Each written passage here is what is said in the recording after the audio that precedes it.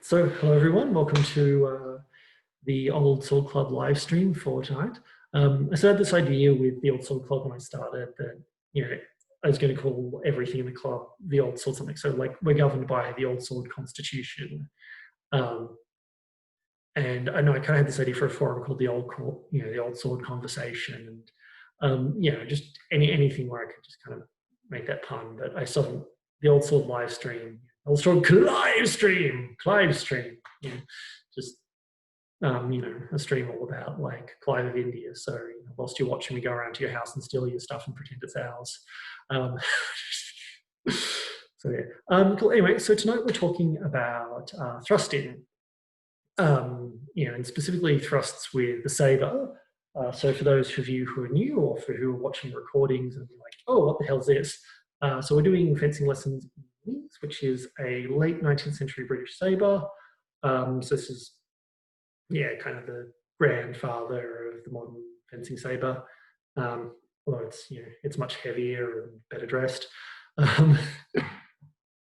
But tonight, obviously, we're looking at thrusting, which is a skill that you primarily picked up through foil, or the use of these. This is actually a epee that I've kind of cobbled together to look like a late 19th century epee from modern-ish epee parts. I think, although some of them are modern from the modern 1970s, but the first epees had much smaller shell guards and centered shell guards. You actually don't see the if you look at like a modern Olympic epee, the shell is asymmetric. Like there's more of it to one side than the other, and I forget which. So if you're an Olympic fencer, please tell me which side the big side is meant to be on in modern epee, so I don't make a fool of myself in future.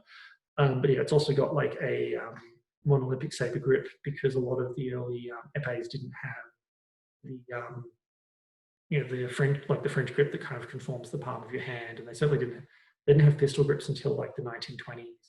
They just had these kind of not straight, but straightish grips. And yeah, so this is an epee, which if you want to learn to thrust and be effective at it is a good thing to learn, and is also a good thing to learn because it's a lot of fun. Although tonight I will be using this, which is a stick, just because it's a lot easier to see on camera, and especially when we're going to be doing a lot of fine tip work. I really hope you can see what I'm doing.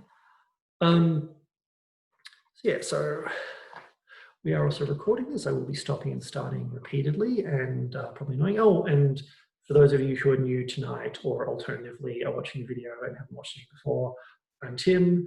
I'm an instructor here at the Old Sword Club, usually in person, now online. I wear waistcoats and drink tea and make very obscure jokes about 19th century historical figures. So I'm just going to quickly stop recording and then start again because each of the lessons should be broken up into videos.